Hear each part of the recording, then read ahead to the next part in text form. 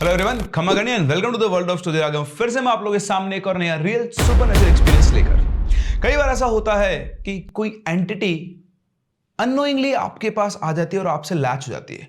अगर आप कहीं गए हो और वहां से आप किसी एंटिटी को अपने साथ उठा लाए हो तो उसे आपसे डिटैच करना इतना मुश्किल नहीं होता है।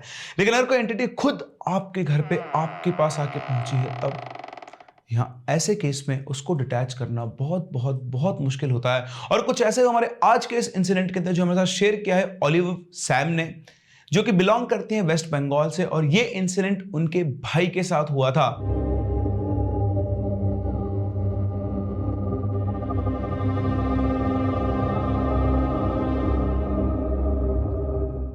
और ये कहानी अभी तक भी खत्म नहीं हुई है।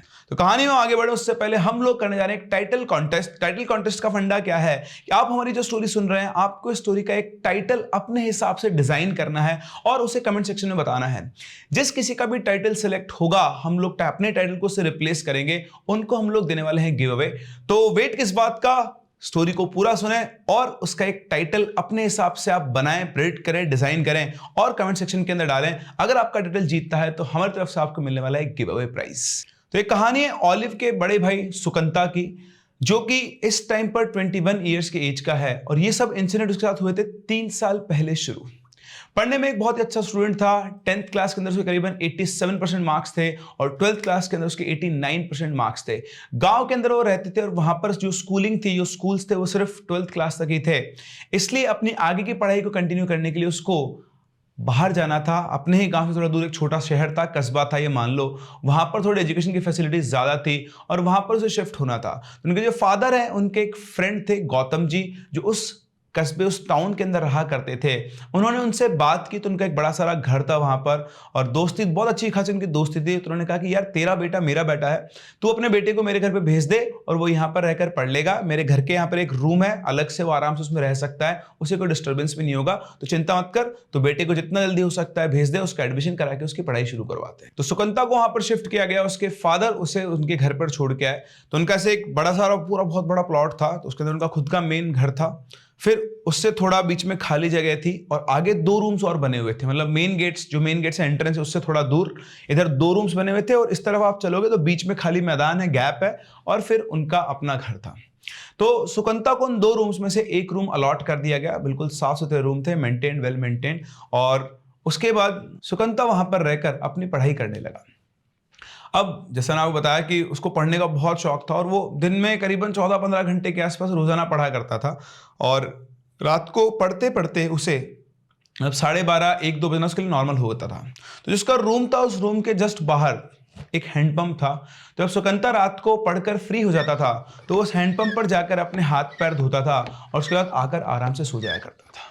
तो ये उसका अब डेली रूटीन बन चुका था। पढ़ाई उसकी बहुत अच्छी चल रही थी, घर पे भी फोन पे बात किया करता था। इधर जो गौतम जी के फैमिली मेंबर्स थे उनके साथ भी उसका व्यवहार बहुत अच्छा था, क्योंकि पढ़ाई लिखाई में अच्छा था तो उसको सभी लोग पसंद भी किया करते थे। तो ऐसे एक रात की बात है, वो अपनी पढ़ाई करके करीबन 1:30 बजे के आसपास उठा, बाहर निकला हैंडपंप पे। तो हाथ मुंह धो रहा था तभी उसे लगा कि कोई खड़ा हुआ है। उसने नजर घुमा के देखा तो उससे करीबन 10 मीटर दूरी पर एक बिजली का खंभा था। उस खंबे, ये सारा पार्ट घर के अंदर ही था, तो बिजली का खंभा था, उस पर लाइट लगी हुई थी। उस लाइट की रोशनी के नीचे कोई लड़की वहां पर खड़ी हुई थी। उस लड़की का चेहरा, उस जो लाइट का फॉक्स था उसकी वजह से वो देख नहीं पा रहा था, लेकिन साफ साफ देखा कोई लड़की वहां खड़ी हुई है और वह लड़की इसी की तरफ घूर रही है।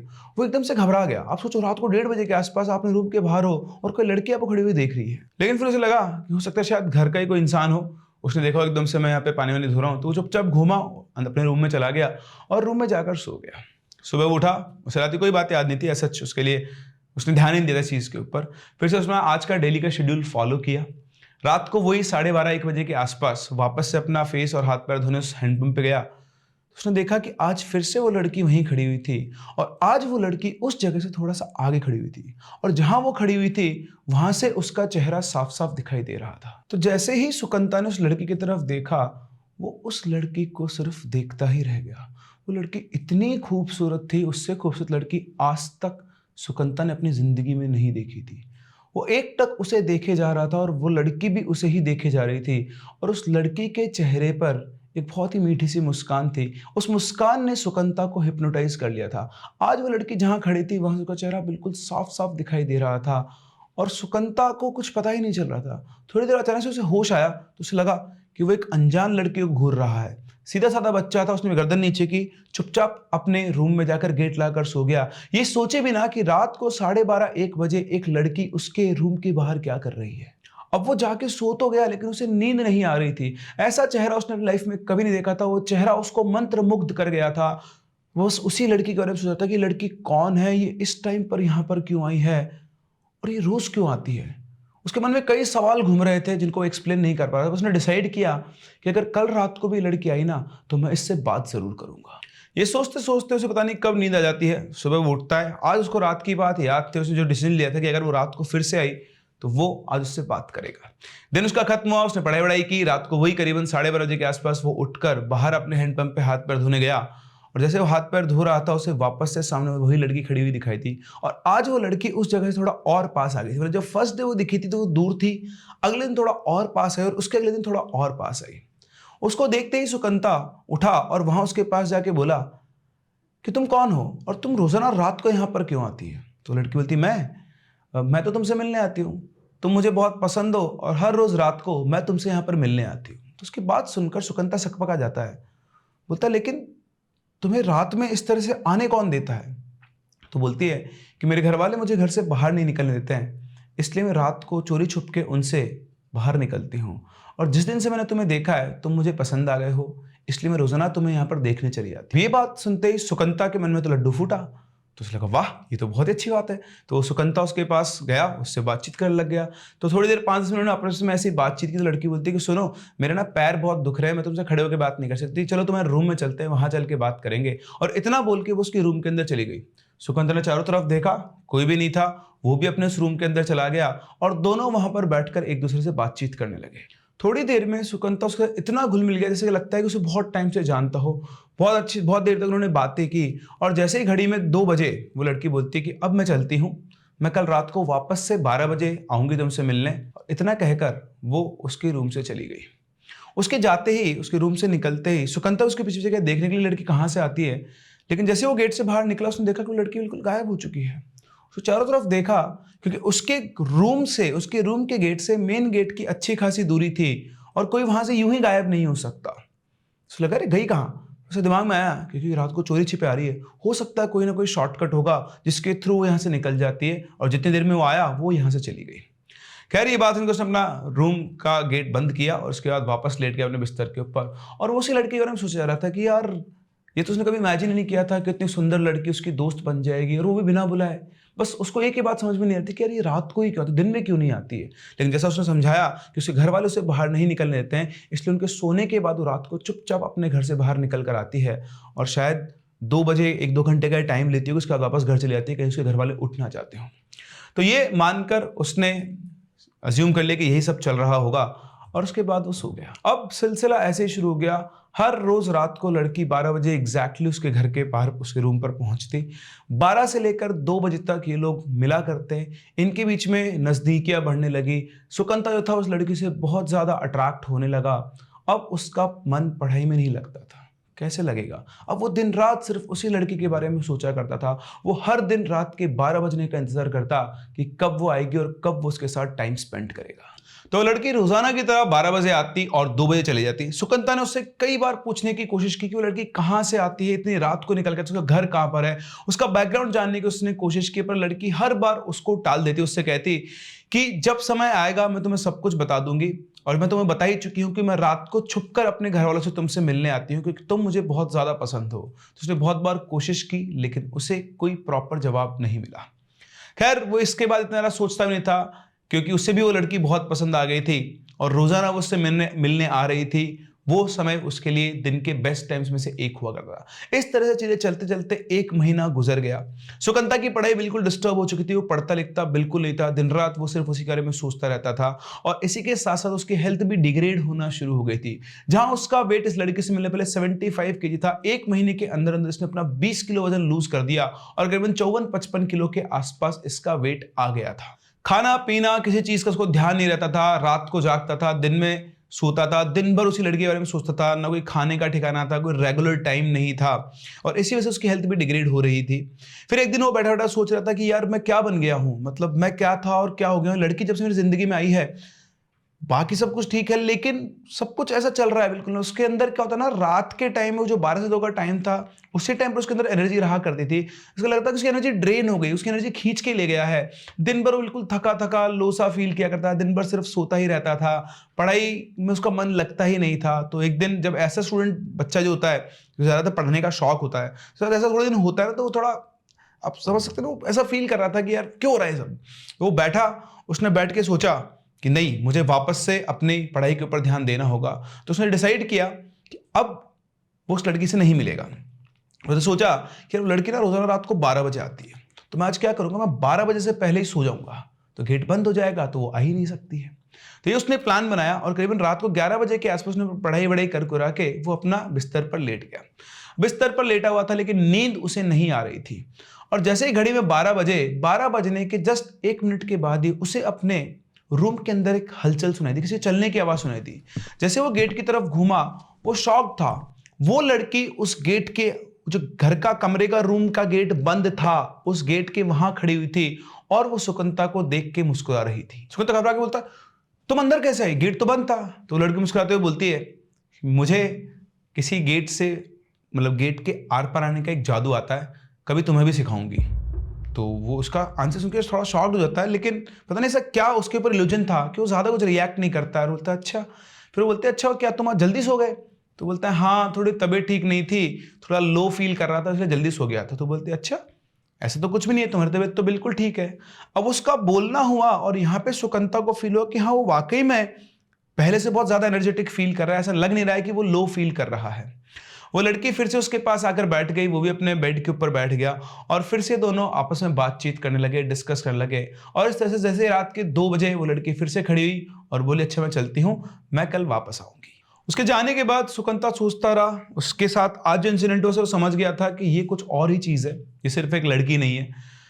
और वो सोचा था मैं क्या करूं क्या ना करूं। किस्मत से अगले ही दिन उसको जो घर की मालकिन थी उसने बुलाया, क्योंकि मैंने आपको पहले बता दिया ये जो घर था इनके पापा के फ्रेंड का था, बहुत क्लोज फ्रेंड थे, तो बेसिकली उनको चाची बोला करता था। उन्होंने उसको बुलाया और उससे पूछा कि बेटा बहुत दिनों से देख रहे हो तुम्हारी तबीयत ठीक है ना, तुम्हारा शरीर बिल्कुल कमजोर होता जा रहा है, क्या हो गया, तुम ठीक हो। तो बोलता है हाँ मैं ठीक हूँ, ऐसी कोई दिक्कत नहीं है। तो बोलती नहीं नहीं कुछ तो बात है। तो उनके हस्बैंड को बुलाती है, वो आते हैं, वो पूछते हैं बेटा तुमने क्या हाल कर लिया, तुम आए थे बिल्कुल बढ़िया हट्टे कट्टे थे, तुम कैसे बिल्कुल सूख गए हो, क्या वो कोई दिक्कत है तुम्हें, खाना पीना टाइम से क्यों नहीं खाते हो। तो बोलता है नहीं नहीं अंकल बिल्कुल ठीक है, ऐसी कोई दिक्कत नहीं। तो उन्होंने जोर दे के पूछा, तो फिर सुकंता सोच भी रहा था कल रात उसके साथ जो हुआ उसके साथ शेयर करे। तो उसने उसके उन अंकल को बताया कि चाचा क्या बताऊं मैं आपको, मैं जब से आया हूं उसके 4-5 दिन के बाद से ही रोज रात को 12 बजे एक लड़की आती है और वो 12 से 2 तक मेरे रूम पे रहती है और फिर 2 बजे वापस चली जाती है। इसको सुनकर उसके जो अंकल थे वो शॉक्ड हो गए, बोले क्या लड़की आती है, लेकिन हमारे गेट तो रात को बंद हो जाते। बोलते हैं हाँ, उस लड़की को आने के लिए गेट की जरूरत नहीं है, वो गेट के आर पार भी आ सकती है। उसके बाद सुनते ही उसके चाचा थे वो बहुत जोर से हंसे, चल पागल, ऐसा थोड़ी ना हो सकता है। सुकंता बोलता है ऐसा ही हो रहा है, मैं आपको कैसे बता रहा हूँ। बोलता है पागल हो रहा है कि तो किसी और को पागल बनाना है, ऐसा कुछ नहीं होता है। और एक और बात बता, वो अगर लड़की रोज रात को 12 बजे आती है तो 12 बजे से पहले सो जाया कर। तो उसने बताया कि मैंने वो भी ट्राई कर लिया, मैं कल रात को 12 बजे से पहले ही सो गया था, लेकिन जैसे ही 12 बजे मेरे बंद कमरे का दरवाजा पार करके वो अंदर आ गई थी। उनके लिए बिल्कुल अनबिलीवेबल चीज थी कि ऐसा हो ही नहीं सकता है। उनको लग रहा था कि इस लड़के का कहीं चक्कर चला लड़की के साथ और ये उसको पागल बना रहा है। तो उसने बोला अच्छा ऐसी बात है, तो क्या तू मुझे वो लड़की को दिखा सकता है। तो उसने बोला कि हाँ बिल्कुल दिखा सकता हूं, आप एक काम करना, आज रात को 12 बजे से पहले मेरे कमरे के पास वाला जो कमरा है उसमें आप छुप जाना और उसमें जो गेट का छेद होता है उसमें से आप देखना, 12 बजते वो लड़की आएगी, फिर आप अपनी आंखों से देख लेना। तो उनको लगा ठीक है प्लान सेट है। इसके बाद उन्होंने बोला कि आज रात को मैं बैठता हूं। इसी के साथ साथ इनकी जो मकान, उन्होंने कहा कि बेटा वो सब ठीक है, सब चलता रहेगा, लेकिन आज से मैं तुम्हारे खाने का एक शेड्यूल बना रही हूँ, सुबह शाम तुम यहाँ पर अगर खाना खा के जाओगे तुम्हारी हेल्थ बहुत खराब होगी, इससे तो तुम बीमार हो जाओगे, तो हम तुम्हारे पापा को क्या बोलेंगे। तो बहुत ही अच्छे लोग थे वो, और वो सुकंता को पसंद भी करते थे, इसलिए उन्होंने उससे कहा। तो अल्टीमेटली यही हुआ, रात को करीबन 10:30-11 के आसपास ये जो इनके लैंडलॉर्ड थे, जो गौतम अंकल थे, वो उसके पड़ोस वाले कमरे में चले गए। इधर सुकंता था वो अपने कमरे के अंदर बैठा हुआ था और वेट कर रहा था। जैसे ही 12 बजे तो ये जो इसके अंकल थे, गौतम अंकल, वो बिल्कुल उसमें एक छेद था गेट के अंदर से, एक सुकंता का रूम बिल्कुल साफ दिखता था, उसका मेन जो एंट्री गेट था। तो अपनी आंख लगाए बैठे थे और वो इतने चौकन्ने थे कि एक मच्छर भी अगर उड़ के जाए तो उसको भी देख लेंगे, मतलब इस इंटेंशन के साथ वो बैठे हुए थे।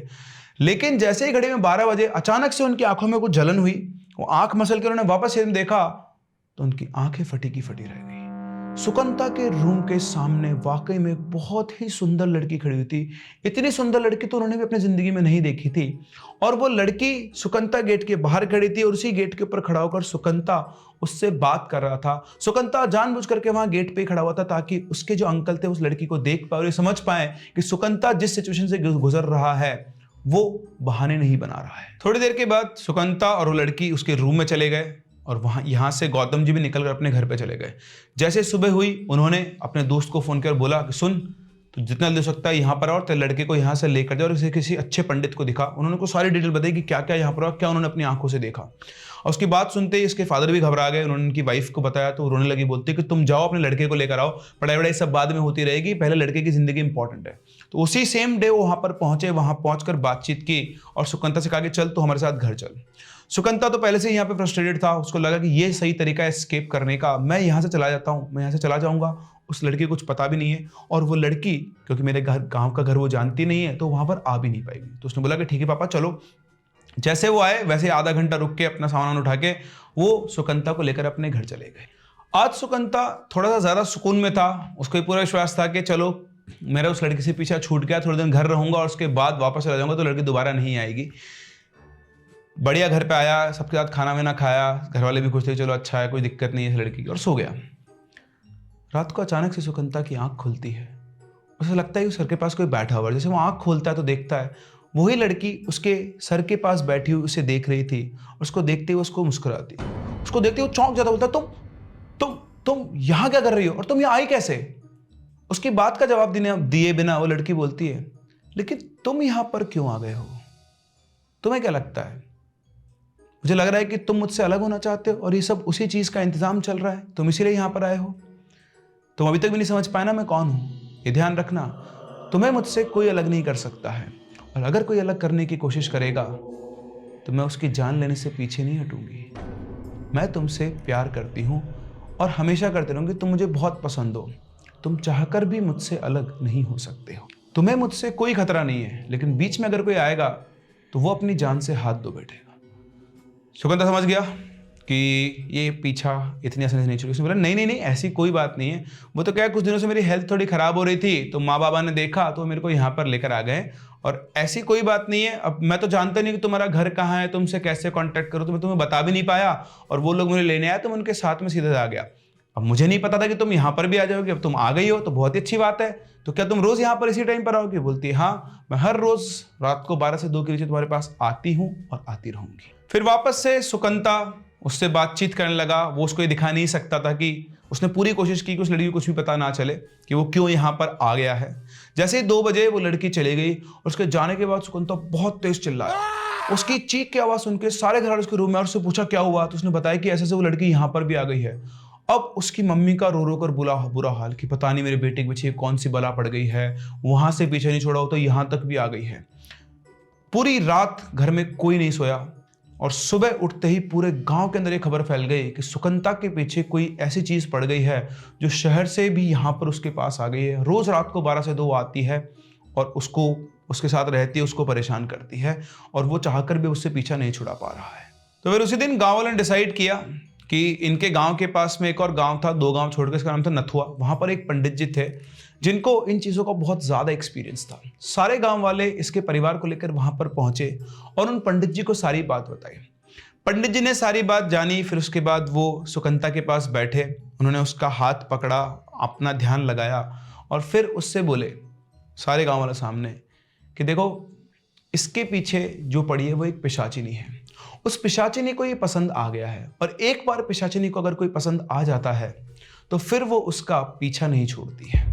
तो सभी गांव वाले शॉक्ड हो गए कि ये क्या वो है।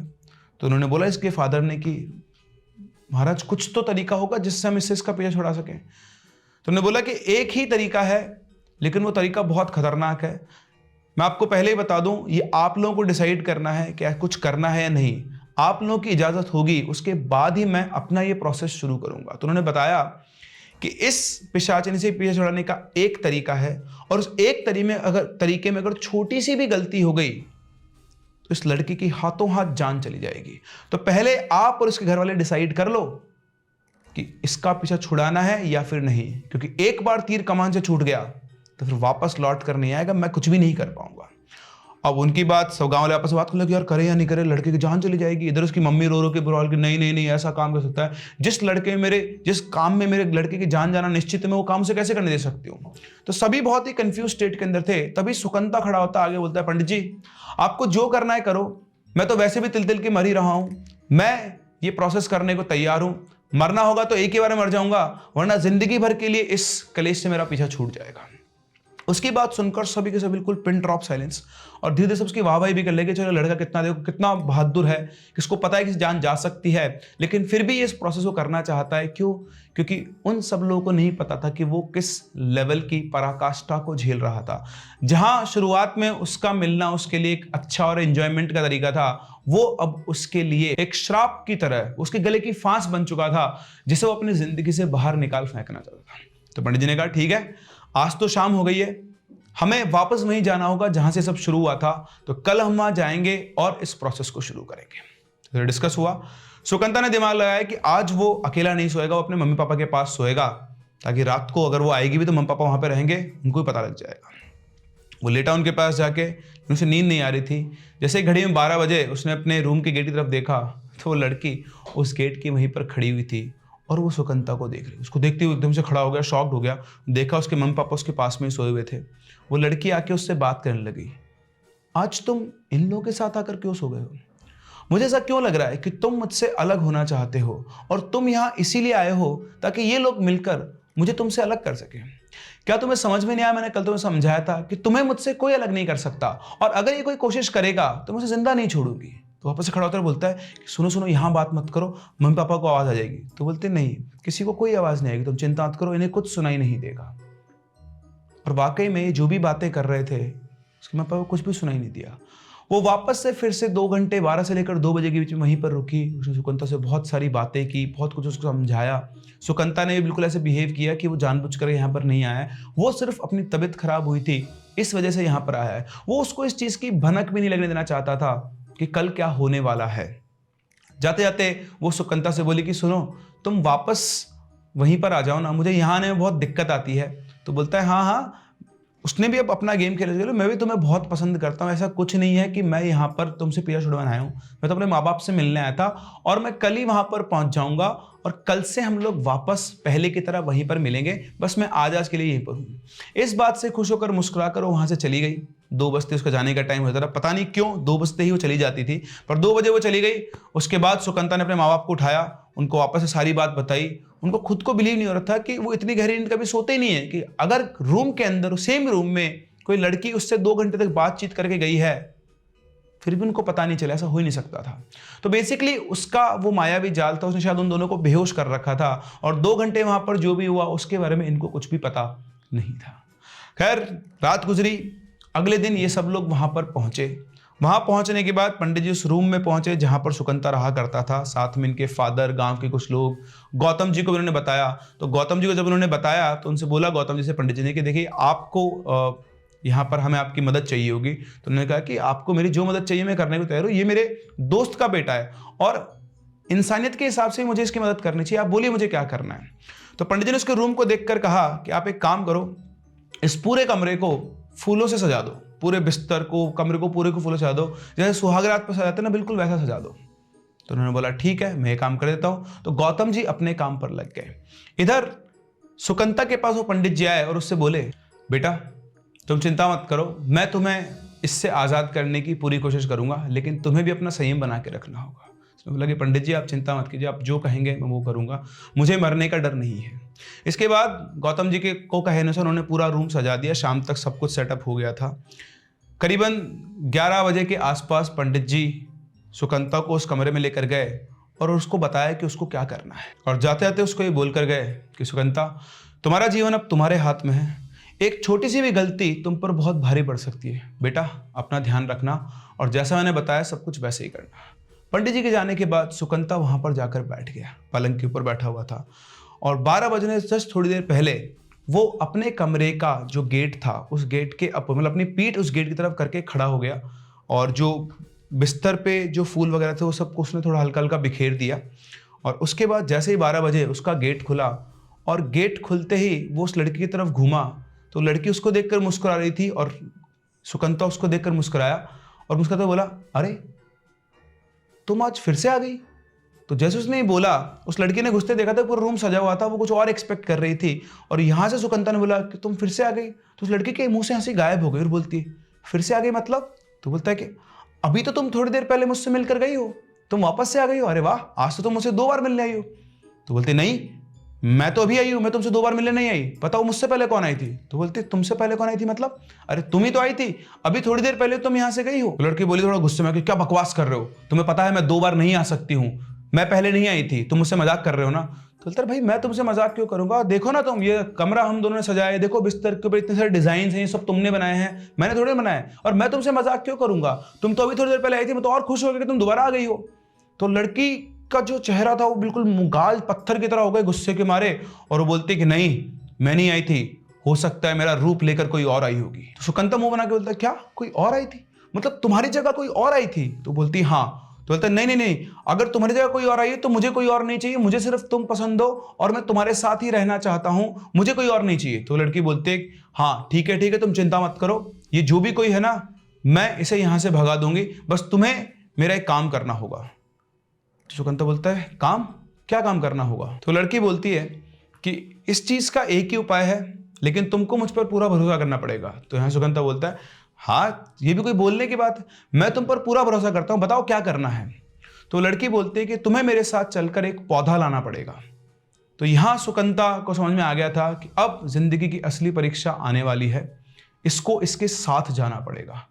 फिर भी मन में वो रखते हुए दृढ़ निश्चय उसने रखा, बोला कि हाँ बताओ कहाँ चलना है और क्या करना है। तो बोलते कि तुम मेरे साथ साथ मेरे पीछे चलो, यहां से कुछ दूरी के ऊपर उत्तर दिशा के अंदर एक नारियल का पेड़ है, उस नारियल के पेड़ के पीछे एक पौधा है, उस पौधे को तुम्हें उखाड़ के लाना पड़ेगा। तो बोलता है मैं लेकर आऊंगा, लेकिन ये काम तो तुम भी कर सकती हो, तुम ले आओ। तो बोलती है उस पौधे को छूना तो क्या, मैं उसके पास भी नहीं जा सकती, अगर मैं ही ये काम कर सकती तो मैं तुम्हें परेशान थोड़े ना करती, ये काम तुम्हें ही करना होगा, मैं तुम्हें वहां लेकर चलती हूँ। ध्यान रखना जब पौधा लेकर तुम वापस आओगे तो मैं तुम्हारे आसपास नहीं आ पाऊंगी, इसलिए तुमको अकेले ही चलकर आना होगा। तो बोला ठीक है, मैं तुम्हारे साथ रहने के लिए कुछ भी कर सकता हूँ। इसके बाद वो दोनों उसके रूम से निकले, उनके अंकल के घर से निकलकर ये उत्तर दिशा की तरफ निकल गए। लड़की आगे आगे चल रही थी, उसने सुकंता का हाथ पकड़ा हुआ था, क्योंकि सुकंता पहले से बहुत वीक हो चुका था, उसको चलने में भी बहुत दिक्कत आती, तो उसका हाथ पकड़ के उसे गाइड कर रही थी। तो लोग निकले, गांव गुजरा, गांव के बाद गांव की ज़मीनें गुजरी, गांव की ज़मीनें गुजरने के बाद आगे जाकर जब उसने देखा तो वो जाकर एक नारियल के पेड़ के सामने रुक गए। पूरे रास्ते लड़की उसका हाथ पकड़ के लेकर चल रही थी और उससे कह रही थी कि सुनो, आते टाइम तुम्हें थोड़ी हिम्मत रखनी होगी, अपने आप से चलकर आना है, इसलिए अभी तुम मेरे सहारे चलो, लेकिन आते टाइम मैं तुम्हारे पास नहीं रहूंगी। जब वो उस नारियल के पेड़ के सामने पहुंचे तो अपनी जिंदगी में सुकंता ने कभी इतना बड़ा और ऊंचा नारियल का पेड़ नहीं देखा था। अंधेरी मतलब रात थी, रात में चांद के आगे आसपास बादल हो रहे थे, छितराए छितराए बादल थे, चांद की रोशनी अच्छी खासी हो रही थी। रोशनी के अंदर वो नारियल का पेड़ दिखाई दे रहा था, पर वो इतना लंबा था कि उसका जो टॉप पार्ट है वो उसको दिख ही नहीं रहा था। उस नारियल का तना इतना मोटा था कि 2 आदमी अगर पकड़ के भी उसको लपेट अपने से ऐसे आगोश में भरने की कोशिश करे तो भी वो उसको कवर अप नहीं कर सकते हैं। उस पेड़ के पीछे वो उसको लेकर गई और उसने उसको पौधा दिखाया कि ये वो पौधा है, तुम इस पौधे को उखाड़ के अपने रूम पर, अपने घर पर ले चलो। तो जैसा उसने कहा उसने वही किया, उस पौधे को उसने उखाड़ा और उसके बाद वो उसे लेकर चल पड़ा। जैसे उसने पौधा उखाड़ा और वो जलने के लिए घूमा, उसने देखा कि वो लड़की वहां से गायब हो चुकी थी। उसने 2-3 बार आवाज दी, कहाँ हो तुम यहाँ से कहाँ चली गई हो? घबरा गया था बुरी तरह से, उसे लगा वो किसी ट्रैप में तो नहीं फंस गया है। लेकिन थोड़ी देर उसने नजर पड़ी तो उससे करीबन 40-50 मीटर दूर वो लड़की खड़ी हुई थी, चांद की रोशनी उसके ऊपर गिर रही थी। उसने उसको आवाज दी कि मैं यहीं पर हूं, तुम आ जाओ, मैं तुम्हारे पास नहीं आ सकती। तो फिर चलते चलते वो दोनों पहुंचे सुकंता के रूम पर। अभी भी रात के 2 नहीं बजे थे, मतलब करीबन वो आप मान ले तो 5-6 किलोमीटर डिस्टेंस वो कवर करके आ गए थे। 5-6 किलोमीटर जाना, 5 किलोमीटर आना। अभी भी थोड़ा टाइम बचा हुआ था, तो उसने बोला कि अब इस पौधे को तुम दूसरे कमरे में रख के आ जाओ। और फिर वो रख के आ गया। फिर वो यहाँ वापस अपने इसके कमरे में, उसके कमरे में जो जगह थी दूसरी जगह, वहाँ पर रखवाने को उसने बोल दिया, जो पड़ोस वाला कमरा था जहाँ पे वो अंकल छुपे हुए थे। और उसके बाद उन्होंने बोला, वो आई वापस यहाँ बैठी, इसके बाद उसको समझाया कि सुनो, अब हर दिन सुबह होती मेरे जाने के बाद तुम उस पौधे को यहाँ ला के रख लेना, और रात को 12 बजने से पहले उस पौधे को वापस वहां रख के आ जाना। मैं आऊंगी, तुमसे मिलूंगी, 2 बजे बाद वापस से तुम उस पौधे को अपने पास ले आना। और इस तरह से वो जो दूसरी कोई भी आई थी वो तुम्हारे पास नहीं आ पाएगी। इतना कहकर वो वहां से चली गई। जैसे वो वहां गई, उसके जाने के 5 मिनट बाद सुकंता अपने रूम से भागा और इनके अंकल के घर पे पहुंचा, जहां पे सब लोग उसका इंतजार कर रहे थे। सुकंता को देखते सबकी जान में जान आई। वो सीधा पंडित जी के पास पहुंचा और बोला कि पंडित जी, वो मुझे ऐसे लेकर गए थे, वो पौधा लेकर आई है। तो पंडित जी और सब उसके रूम पर पहुंचे। पंडित जी ने वो पौधा उठाया, और पौधा उठाकर उसी टाइम पर उन्होंने उस पौधे से एक ताबीज बनाया। वो ताबीज बना के उन्होंने एक ताबीज के गले में पहनाया, 2 ताबीज उसके यहाँ एक हाथ पर एक बाजू पर बांधा, और उन ताबीजों को उन्होंने इस तरह से बांधा कि उसका खोलना ऑलमोस्ट नामुमकिन है, मतलब कोई भी इंसान उसको खोल नहीं सकता। उन्होंने इतनी गांठें उसके अंदर मारी और कहा कि बेटा, जब तक ये ताबीज तेरे पास है ना, वो तेरे पास कभी नहीं आ पाएगी, लेकिन ये गलती से भी ताबीज मत उतारना, कि अगर तूने ताबीज उतार दिया तो वो तुझे अपने साथ ले जाएगी, फिर तुझे इस दुनिया में कोई नहीं बचा सकता। अगली रात 12 बजे जब वो लड़की वापस आई, तो लड़की सुकंता के गेट पे ही खड़ी थी और सुकंता को देख रही थी। उसे बोली थी कि तुमने वो पौधा अपने शरीर मतलब अपने यहाँ से अलग क्यों नहीं किया, और तुमने उसके ताबीज क्यों बना लिया है? क्या तुम मुझसे अलग होना चाहते हो? सुकंता उसको कोई जवाब नहीं देता, बस उसको देखता रहता है और हल्की सी मुस्कान बिखेरता रहता है। वो लड़की समझ गई थी कि कल जो भी कुछ हुआ उसमें वो बेवकूफ़ बन गई है। वो सुकंता को प्यार समझाती, बोलती, सुनो, मैं तुमसे बहुत प्यार करती हूँ, मैं तुम्हें कभी नुकसान नहीं पहुँचाऊंगी, मैंने तुम्हें पहले भी समझाया, तुम इन सब चीज़ों को अपने से हटा दो ताकि हम वापस से रोजाना की तरह मिल पाए। सुकंता ने फिर भी कोई जवाब नहीं दिया। वो लड़की वहां पर 2 बजे तक खड़ी रही, उसको प्यार समझाती रही, और 2 बजते ही वो वहां से चली गई। अगली रात वो फिर से वापस आई, फिर से उसने उसको बहुत प्यार समझाने की कोशिश की, मिन्नतें की उससे, लेकिन सुकंता टस से मस नहीं हुआ। उसका जो निश्चय था, डिटर्मिनेशन था, वो बहुत स्ट्रांग था। 2 दिन, 3 दिन, चौथे दिन वो जो उसकी मिन्नतें थी वो अब धमकियों बदल गई। उसने कहा कि तुझे क्या लगता है, तू इस पौधे से मुझसे बच जाएगा?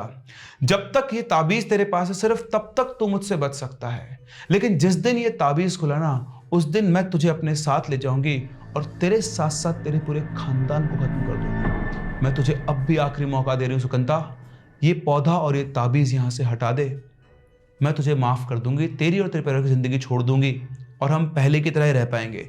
लेकिन अगर आज तूने मेरी बात नहीं मानी तो तेरे लिए बहुत बुरा होगा। सुकंता ने उसकी बात सुनी, उसको कोई जवाब नहीं दिया, बस वो वैसे ही मूर्ति की तरह वहां बैठा रहा, और जैसे ही 2 बजे वो वहां से चली गई। उसके बाद धीरे धीरे धीरे उसका आना वहां पर बंद हो गया। अब वो सुकंता को दिखाई नहीं देती है। अब भी हर महीने इनका परिवार सुकंता को लेकर उन पंडित जी के पास जाता है। वो इसका ताबीज चेक करते हैं, उसे ठीक करते हैं, और हमेशा उसे एक ही बात बोलते हैं, बेटा, जिंदगी में कुछ भी हो जाए, ये ताबीज मत उतारना, जब तक ये ताबीज है तेरी रक्षा कर रहे हैं। और इस तरह से सुकंता अभी तक उस पिशाचिनी से बचा हुआ है।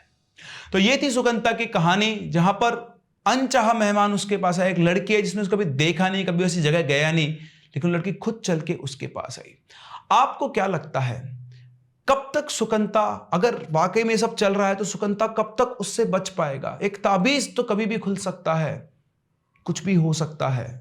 इस चीज का सुकंता के पास कोई परमानेंट इलाज नहीं है। वो जितने भी दिन गिन रहा है, सिर्फ और सिर्फ अपने उस ताबीज की वजह से गिन रहा है। और अगर वाकई में वो एक पिशाचिनी है तो सुकंता के साथ रहकर उसे कुछ भी दे सकती है, इस दुनिया की कोई भी जिसको मिल सकती है। लेकिन सुकंता ने चुना उससे डिटैच होना, क्योंकि उससे उसको बहुत बड़ा लाइफ टाइम का नुकसान दिख रहा था। आपको क्या लगता है, अगर आपके साथ, भगवान करे ऐसा कभी ना हो, लेकिन अगर आप सुकंता की जगह होते तो आपका डिसीजन क्या होता? आप उसके साथ रहते या आप भी वही करते जो सुकंता ने किया? और इसी के साथ साथ अगर आप जानते हैं कि इस चीज का कोई परमानेंट इलाज भी हो सकता है तो जरूर शेयर करें कमेंट सेक्शन के अंदर। हो सकता है कि सुकंता के इससे कोई हेल्प हो पाए। हम लोग मिलते हैं अपनी अगली कहानी में, तब तक के लिए keep loving and keep listening.